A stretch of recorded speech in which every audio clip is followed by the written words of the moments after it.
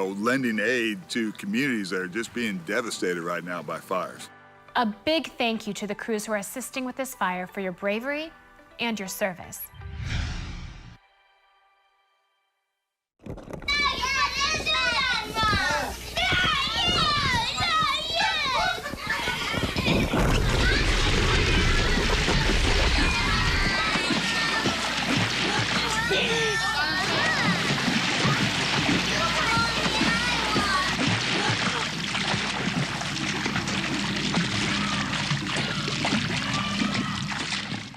Nicole.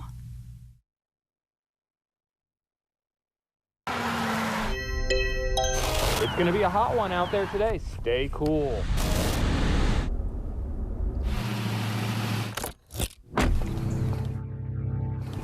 Mama.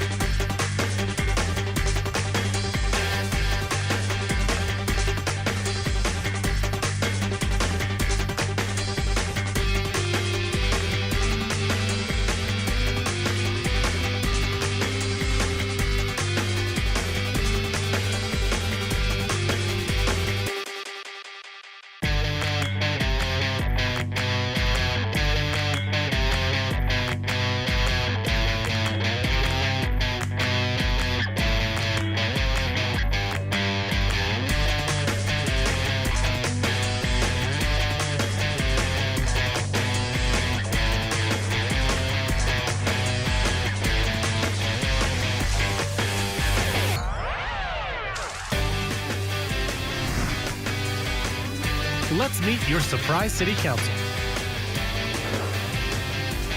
Mayor Skip Hall was first elected to council in April 2008. He was appointed to serve as mayor in November 2018 following a mayoral resignation. He was elected as mayor in August 2020. His 4-year term began on January 1st, 2021 and expires on December 31st, 2024. District 1 Council member Roland Winters was elected to council in August 2013. He was re-elected to council in November 2018. His 4-year term began January 1st, 2019 and will expire December 31st, 2022. Allie Klein is your District 2 council member. She was elected to council in August 2020. Her 4-year term began on January 1st, 2021 and expires December 31st, 2024. Vice Mayor Patrick Duffy was appointed to council in September 2017. Duffy was elected to council in August 2018 for a 2-year term and was re-elected to council in August 2020. His 4-year term began on January 1st, 2021 and expires December 31st, 2024. District 4 Council member Ken Remley was elected to council in August 2016. He was re-elected to council in August 2020. His 4-year term began January 1st, 2021 and will expire December 31st, 2024. Jack Hastings was elected as the District 5 council member in August 2020. Replacing an appointed council member, he assumed the seat in November 2020. His 2-year term expires December 31st, 2022. Chris Judd was elected as District 6 council member in August 2018. His 4-year term began on January 1st, 2019 and expires December 31st, 2022.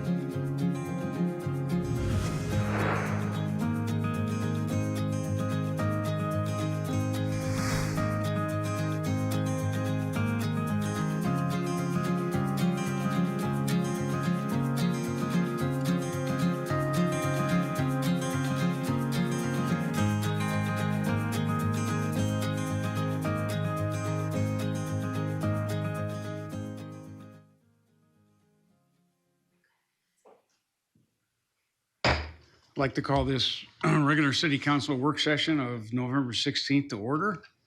Could I have a roll call, please? Mayor Hall. Here. Vice Mayor Duffy. Here. Councilmember Hastings. Here. Councilmember Remley. He's excused. Thank you. Councilmember Judd. Here. Councilmember Winters. Here. Councilmember Klein. Here. Thank you. Please join me in the Pledge of Allegiance.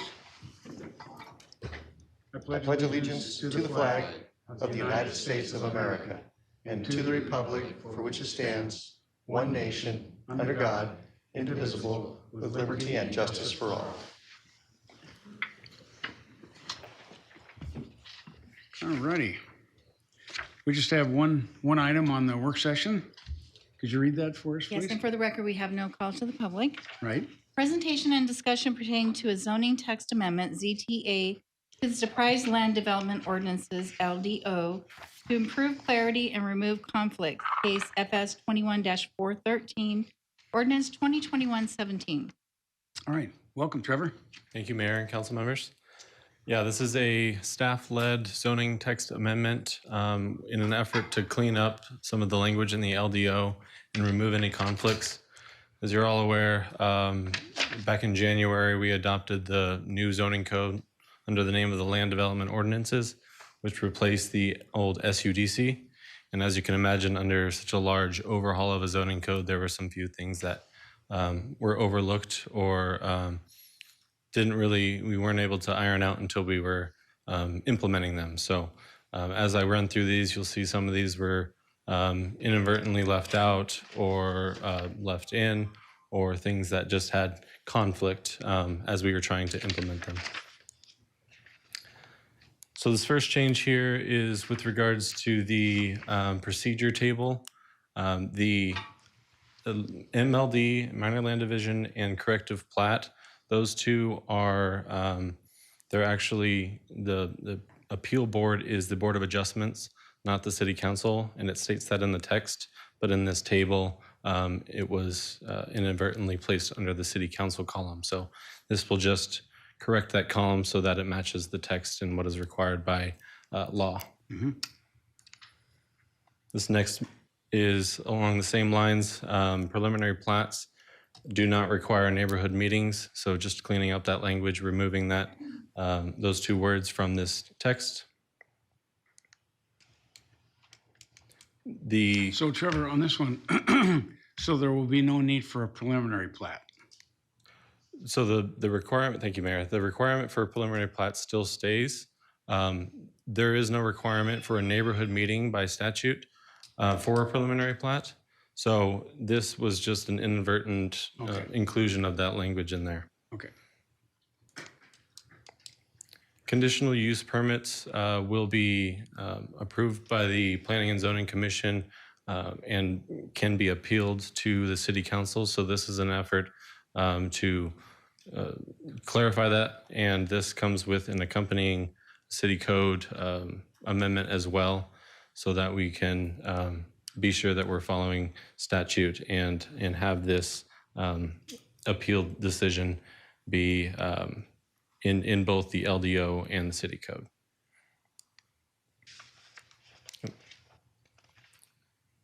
Article 2 of Chapter 105 is outlines our different building regulations and codes. This is just an update to what we currently have adopted, so moving from the 2012 codes to the 2018 codes and updating that language. So within Chapter 106, there is some language regarding lot coverage. We have in the definition section a definition for what lot coverage is. This section within the code was essentially the same, but written differently. So we felt that it was best if we just had the same language from the definition as in the code, so there's no confusion or room for varying interpretations on that code. So what we did is we just used the definition in this section of the code.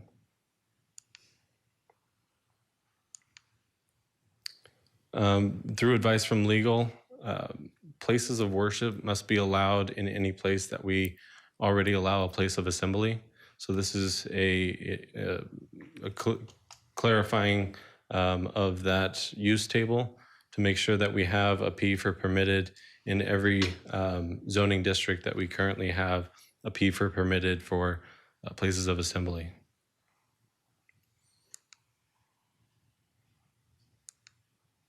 So within the Surprise Heritage District, Table 106-3A outlines the setbacks. There was an inadvertent total in there, which created some confusion with what the side setbacks should be for 1, 2, and 3 family dwelling units. It should be 5 on one side and 10 on the other, not a total of 10. So we just want to remove that word total from the table. Within use-specific standards for accessory uses, there's a height allowance. The further you go back from the setback, the higher up you can go. But within the text, there is a height maximum of 15 feet. Our figure that kind of depicted this had a label of 20 feet there on the side, so we just wanted to clean that up to make sure that it matched the text and what was actually permitted. So within the home occupation section, we had a kind of an antiquated section there where it talked about prohibited home occupation. So sales of weapons or ammunition, the state preempts us from prohibiting that as a home-based business. And then retail sales in general, with a lot of retail going to online, a lot of homeowners are now conducting businesses that have a retail nature that are solely online, so they kind of fit with what a home occupation would be. So we would like to strike those two uses from the prohibited home occupations. And then for outdoor display areas, this is just a change to kind of match what's in the table. We currently allow outdoor display areas in C3, I1, and I2 zoning districts. In this text, though, it only said C3, so we just wanted to make sure that those two matched. Also, in use-specific standards within Chapter 106, we had some changes with self-storage facilities. So with the adoption of the LDO, we created 4 different categories for what a self-storage facility is. However, upon looking at it and trying to apply it, we realized that the parking style self-storage facility is essentially just an outdoor use with no primary structure. So we wanted to make sure that we struck that from this section and only have the garage style multi-story climate change or climate controlled or portable container uses. These 3 different, or 2 of these 3 can still have outdoor storage, but they have to be in conjunction with that primary use. So this changes striking that parking style as being an allowed use on its own. And we also felt that within these use-specific standards, this 2-acre maximum for sites for self-storage facilities when adjacent to residential zoning did not kind of match what was happening today. We felt that a lot of the self-storage facilities that we see are much larger than that, and the way these self-storage facilities are being constructed are not as harmful to the surrounding areas as they once may have been. So we felt that it was best to strike that language. There's also other use-specific standards within the LDO that limit height, bring in buffers, different things to make sure that it fits the area and the surroundings.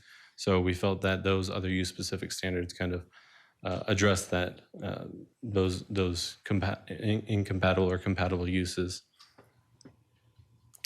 The Planning and Zoning Commission felt that we needed to come back with some additional information regarding that. So we went back and did some research on how many self-storage facilities we currently have and which meet that 2-acre maximum standard when adjacent to residential. So we found 21 different self-storage facilities currently in the city of Surprise. 15 are existing and 6 are entitled or under construction. And 15 of those total 21 are adjacent to residential. Now, of those 15 that are adjacent to residential, only one of them meets that 1 to 2 acre requirement that is in the LDO. So as you can see, a lot of them are much larger, and only one of them currently complies with that standard. Much of these were permitted prior to the SUDC. And so we felt that since, a lot of these are currently operating and functional, that this 2-acre maximum was not really applicable to today's standards. So we went back to the Planning and Zoning Commission with a few different alternatives. The original staff recommendation was to just strike the language of the 2-acre maximum completely. We provided another alternative where they come up with a different maximum of their choosing. But with that, we wanted to ensure that we clarified what adjacent meant, because our existing definition of adjacent is very vague and hard to kind of interpret. So we provided a new suggestion for what adjacent would mean in this situation. And then we gave them the option, of course, to provide a different recommendation. So what they came up with was they wanted to keep the 2-acre maximum. They were okay with the staff recommended adjacent definition, and they wanted a 50-foot separation from residentially zoned properties.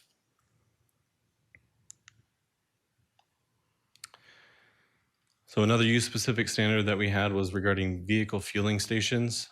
We had this requirement in there that fuel canopies have a solar cell system on the roof of it. We felt that that was very cumbersome on developers, and we'd rather encourage that rather than require it. For landscaping and screening regulations, this is a more clarifying language as to who is responsible for the maintenance of landscaping on private property. So this is just some added language to provide that clarity.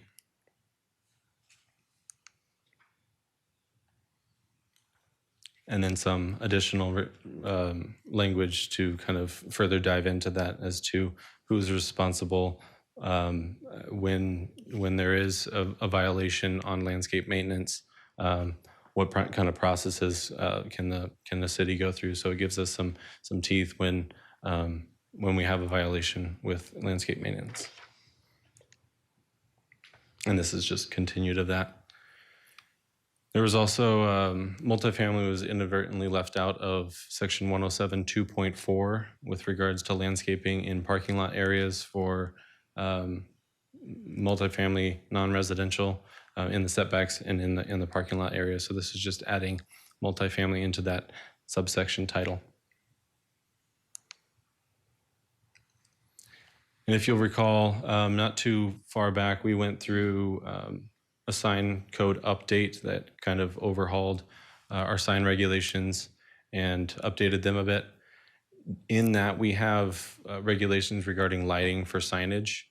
So with the LDO, within the lighting section, there was some additional language that was added with regards to signage. We didn't really like that there was two different sections of the code that spoke to the same thing. Right. So we felt that it was best if we just strike this and point to the sign code. And in addition to that, there was a few different things that didn't quite speak the same language as far as the ways to measure light. So we didn't want to have that confusion and that conflict. So we felt that it was best to just kind of strike this and have it point to the sign code, which was already kind of ironed out. Mm-hmm.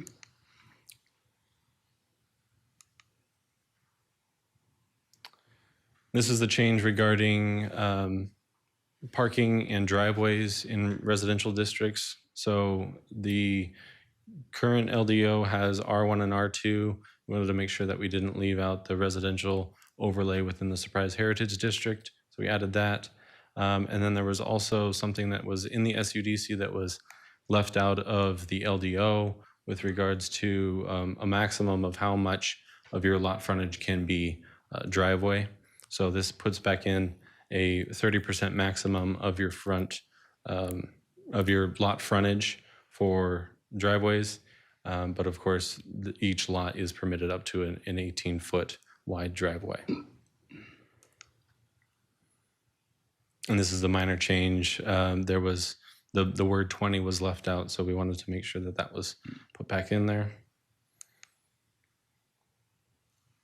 This was some language that was already in the SUDC. It was left out of the update into the LDO, and it's regarding maintenance of medians and median landscaping, and kind of just provides clarity as to who's responsible for the maintenance of that landscaping. So adjacent to arterials and parkways, the City of Surprise, once it's dedicated to us,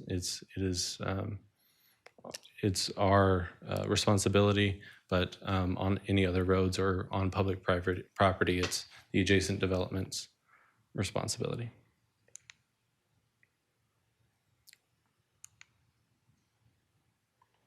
And within the sign code, so we have regulations for building wall signs. We wanted to make sure that the sign area calculation was not just for multi-tenant, or not just for single-story, single-tenant buildings, but it also covered multi-tenant buildings. We already have the regulations for multi-story, multi-tenant buildings, but we didn't have anything in there for single-story multi-tenant. So this just adds that language to make it consistent across the board.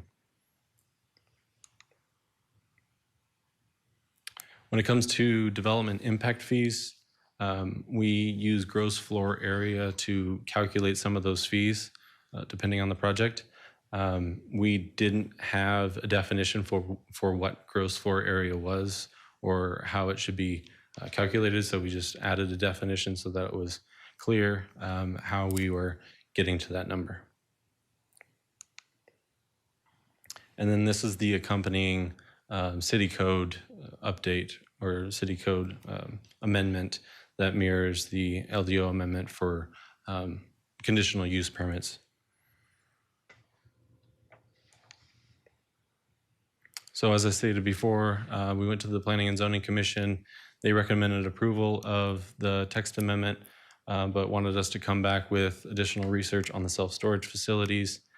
We went back to them on November 4th, and they provided a recommendation that we keep the 2-acre maximum, include the new staff suggested definition of adjacent, and then include a 50-foot separation from residential zones. And with that, I'll take any questions. Okay. Does anybody have any questions? Good job, Trevor. Thank you. Really, it's a lot of small corrections, but important. Yes. Very important. Councilman Hastings. Thank you, Mayor. So back to the storage, because it seemed to be a point of kind of contention there. Not contention, but a focus. So by setting a 2-acre maximum, wouldn't that limit the amount of storage facilities that we might attract? Thank you, Mayor and Councilmember Hastings. So possibly. Okay. There's currently that standard in there. A lot of the PADs that we have, of course, refer to Title 17 that don't have that maximum. We don't have any other uses in our code that have an acreage maximum. This is the only one that we found that has that. And I suppose it is possible that it could severely limit self-storage facilities in city. Okay, thank you. Mm-hmm. Good. Trevor, are you familiar with the Target Center and the Sprout Center with West Point Parkway bisecting? Yes, Mayor. Okay. There's a median there. Whose responsible is that? Is it the Target Center's responsible for the median, or is it the Sprout Center? Because it's always got problems. That would be the developer, since it is it's a collector. Yeah, I know, but which one? The Sprout Center or the Target Center? There are two different developers. I would have to refer.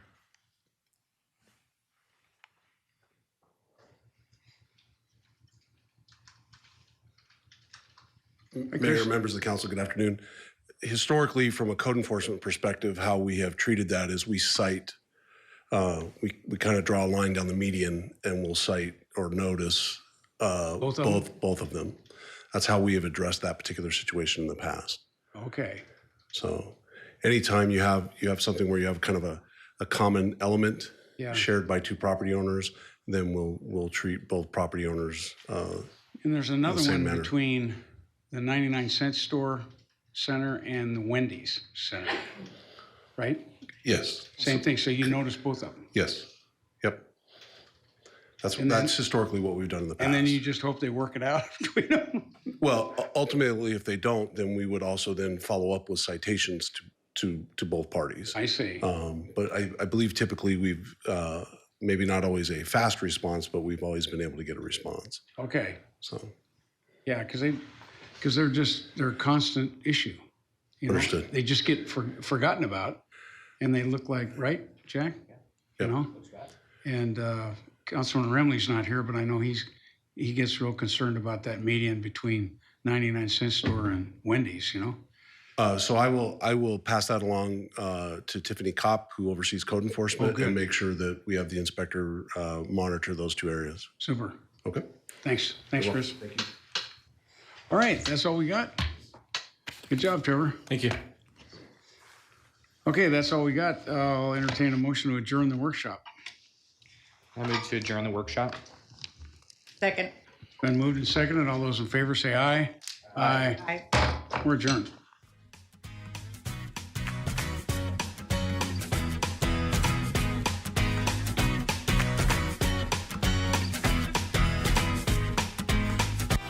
More Surprise residents can now access discounted transportation options.